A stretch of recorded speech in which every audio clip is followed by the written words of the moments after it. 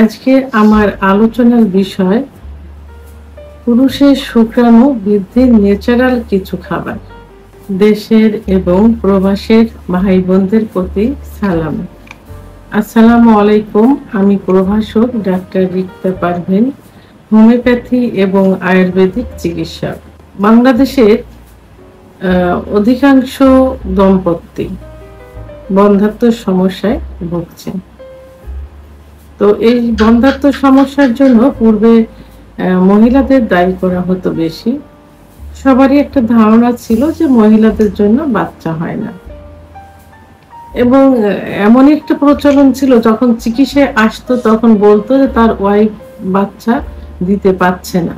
শ্বশুরবাড়ির ফ্যামিলির থেকে বলা হতো যে তার বৌমার বাচ্চা হচ্ছে না। কিন্তু এই বাচ্চা না হওয়ার জন্য যে স্বামী স্ত্রী উভয় দায়ী হতে পারে, এটা অনেকেরই ধারণা ছিল না বা এখনো নেই। তো এই যে ধারণা, এই ধারণা আসলে ভুল। কারণ বাচ্চা না হওয়ার জন্য মহিলাও দায়ী হতে পারে, পুরুষও দায়ী হতে পারে। সাধারণত পুরুষের যে কারণে বাচ্চা হয় না সেটা হলো শুক্রাণু। পুরুষের বীর্যের শুক্রাণু থাকে, সেই শুক্রাণু যদি বীর্যের মধ্যে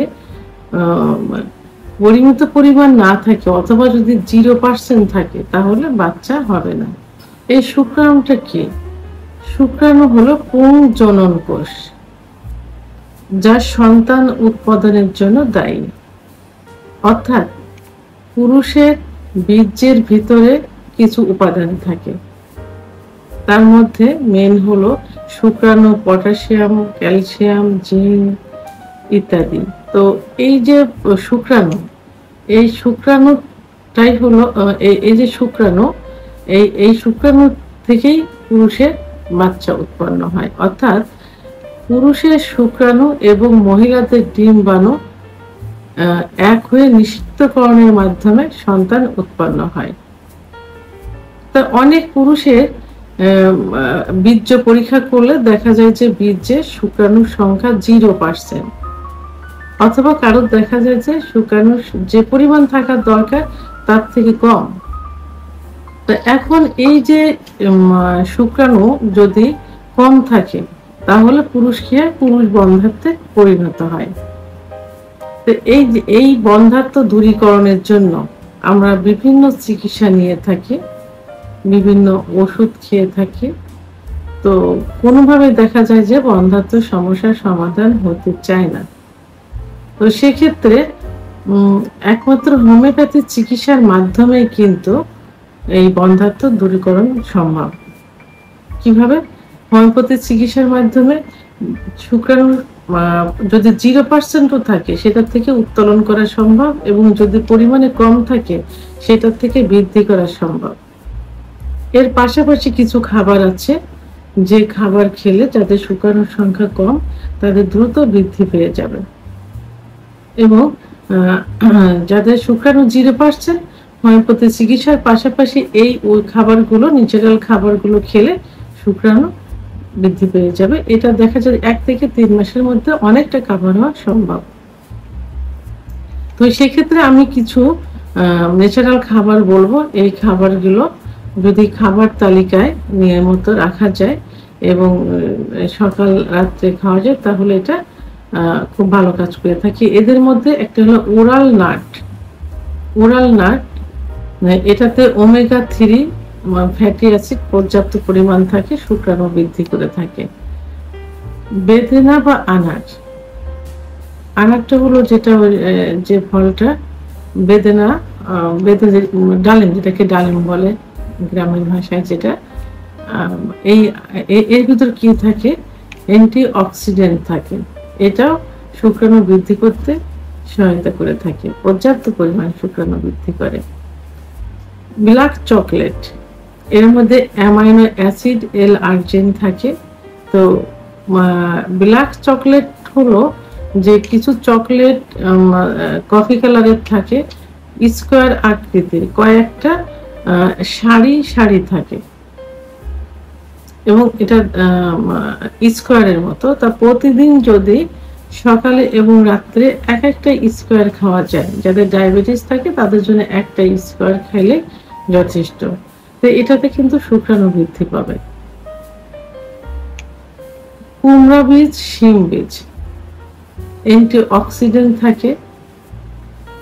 আমরা কিন্তু এইটা যখন রান্না করা হয় এটা কিন্তু ফেলে দেই, আমরা খাই না। অনেকে গাছ লাগানোর জন্য কিছুটা রেখে দেয়।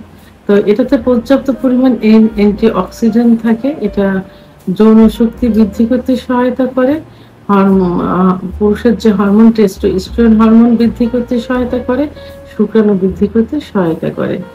ডিম সুপার ফুড। ডিম, এই ডিম সাধারণত হাঁসের ডিম হলে সব থেকে ভালো হয়। যে এখন যে পোলট্রির ডিম, এটা তো বিভিন্ন রাসায়নিক খাবার খাওয়ানোর মাধ্যমে এই পোলট্রিগুলো মানে বড় হয়, এবং যারা নিজের খাবার নিজের কিন্তু কুড়িয়ে খেতে পারে না, একজনের মাধ্যমে এদের খাবারগুলো হয়। এই জন্য এই পোলট্রির ডিম খাওয়ার প্রয়োজন নেই, না হাঁসের ডিম খেতে হবে। দিনে 2টা। যাদের উচ্চ রক্তচাপ থাকে তারাও 2টা খেতে পারে, সকালে এবং রাত্রে, হাফ বয়েল করে অথবা পোস্ট করে খাইতে পারে। এটাকে সুপার ফুড বলে। এটা শুক্রাণু বৃদ্ধি করে থাকে। কলাতে পটাশিয়াম, ম্যাঙ্গানিজ, কপার ইত্যাদি থাকে। তো কলা এটাও কিন্তু সেক্স উত্তেজনা বৃদ্ধি করে, পুরুষের যে হরমোন টেস্টোস্টেরন হরমোন বৃদ্ধি করে এবং শুক্রাণু বৃদ্ধি করে থাকে। এই জন্য প্রতিদিনের খাবারের তালিকায় 2টা কলা রাখা উচিত, সকালে এবং রাত্রে। গাজর, বিটা ক্যারোটিন থাকে গাজরে। তো এই গাজরটাও শুক্রাণু বৃদ্ধি করে থাকে। এই গাজর প্রতিদিনের খাবার, বিশেষ করে খাবারের সঙ্গে সালাদ হিসেবে খাওয়া যেতে পারে, এবং এমনিও ওইটা খাওয়া যেতে, যাদের ডায়াবেটিস থাকে তারা ওই পরিমিত পরিমাণ খাবে। কারণ আর এটা হালুয়া তৈরি করে কিন্তু খাওয়া যায়।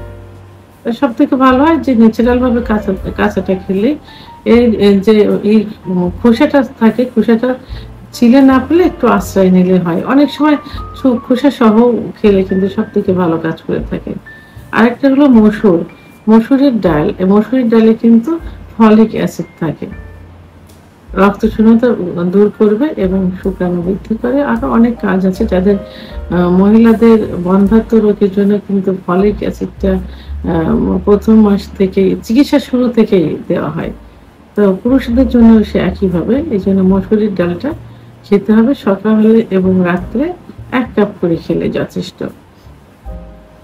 তা আমি যে খাবারের কথা বললাম, এই খাবারগুলো যদি হোমিওপ্যাথি আয়ুর্বেদিক চিকিৎসার পাশাপাশি এটা খাওয়া যায়, তাহলে খুব দ্রুত রেজাল্ট চলে আসবে। আবার যাদের দেখা যায় যে শুক্রাণুর পরিমাণ কম আছে, তাদের ওষুধ না খেলেও শুধু এই খাবারগুলো যদি নিয়মিত 2-3 মাস, 3-4 মাস খাওয়া যায়, তাহলে সেই যে গ্যাপটা থাকে, যে ঘাটতিটা থাকে, ঘাটতিটা কিন্তু পূরণ হয়ে যায়। আর যাদের 0% থাকে, তারা হোমিওপ্যাথি আয়ুর্বেদিক চিকিৎসার পাশাপাশি এইগুলো খাইলে আরো খুব দ্রুত এটা তৈরি করতে সহায়তা করে থাকে। ভিডিওটি সম্পর্কে যদি কোনো মতামত থেকে থাকে অবশ্যই কমেন্টসের মাধ্যমে জানাবেন। আর ভিডিওটি ভালো লাগলে লাইক, কমেন্ট, সাবস্ক্রাইব করে আমার সঙ্গে থাকুন। আল্লাহ হাফেজ।